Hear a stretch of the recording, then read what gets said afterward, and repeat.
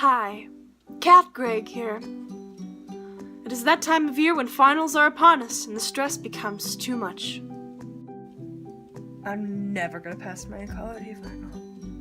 I just never gonna have it. I'm just gonna have to drop out of school. I'm gonna have to retake freshman year biology and I just don't know what to do.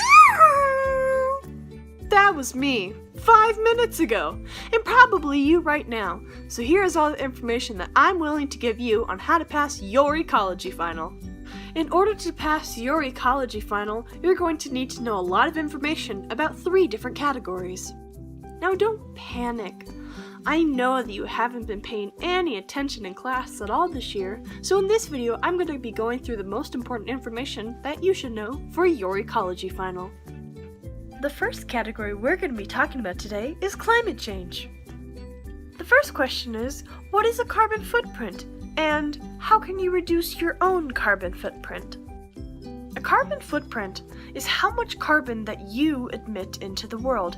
It doesn't have to necessarily be CO2, it can also be other greenhouse gases like methane. A couple of ways that you can reduce your own carbon emissions is to eat less red meat, eat more locally grown produce, bike more, carpool more, and finally, unplug things when they're not in use. Not your refrigerator, but stuff like your microwave or your TV. So yeah, carbon emissions are a part of climate change, but really, what scientific evidence is there to back up climate change? Scientists have been tracking the Earth's temperature for the past 30 years. Through their studies, they have found that the Earth's temperature has actually been slowly raising 0.13 degrees Fahrenheit every year. Climate change can have drastic effects on both warm and cold weather. In the past couple of years, we've had some record high temperatures, but also record low temperatures. We've also seen a spike in hurricanes in the past 10 years, along with other natural disasters. Natural disasters can have drastic effects in the areas where they happen. The second category that we'll talk about today is the principles of ecology. What is the difference between abiotic and biotic? Things that are biotic are me, or this worm, or plants. Things that are abiotic are this tape dispenser, or this rock, or even this piece of paper. What are the different types of consumers, and what do they eat? You have 2 categories of consumers. You have the trophs and the vores. The 2 things in our trophs category are autotrophs and heterotrophs. Autotrophs produce their own energy, like flowers or trees or grass. Heterotrophs eat things that are not themselves. Sorry, Hannibal Lecter, we can't put you in this category. In our vore category, we have omnivore, herbivore, carnivore, and detrivore. A carnivore is an organism that only eats meat. A herbivore is an organism that only eats plants.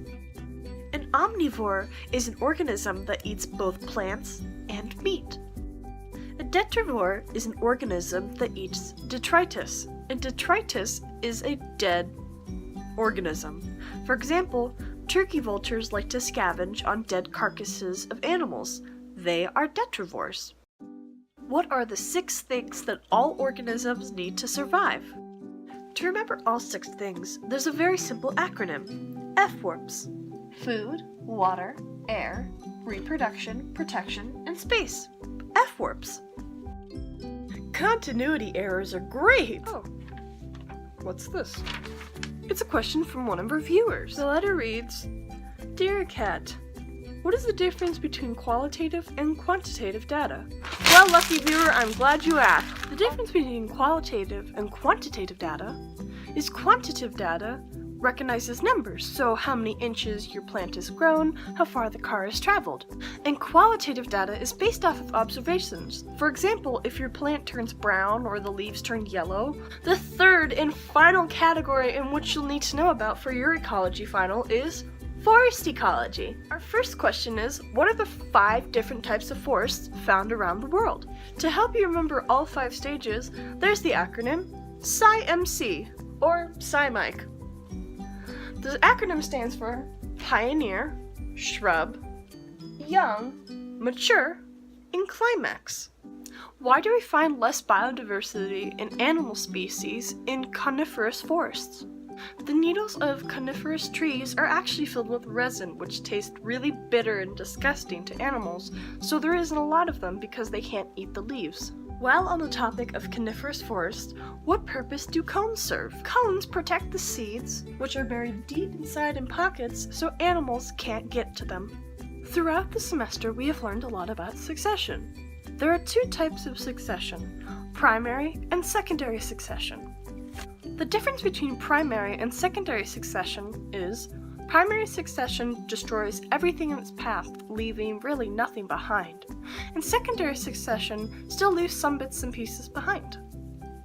Two examples of primary succession are tsunamis and volcanoes. Two examples of secondary succession are tornadoes and forest fires. The first species to colonize an area after either type of succession happens, they're called pioneer species, which is demonstrated by this plant wearing top hats. The next subcategory is lichen. Lichen grow everywhere. Surprisingly, lichen are bioindicators of air quality. There are two types of lichen, general species and special species. General species can survive slight changes in air quality and not have any problems, while the special or sensitive species of lichen will die off if the air quality becomes bad. Our final question for this video is, what are the 4 categories of decomposers? Our third and final acronym can help you with that. FBIZ, FBIZ. Fungus, bacteria, insects or invertebrate, and scavengers. I hope that with the things that you have learned here today, or relearned today, that you'll be able to take on your ecology final. I believe in you all, and have a wonderful day.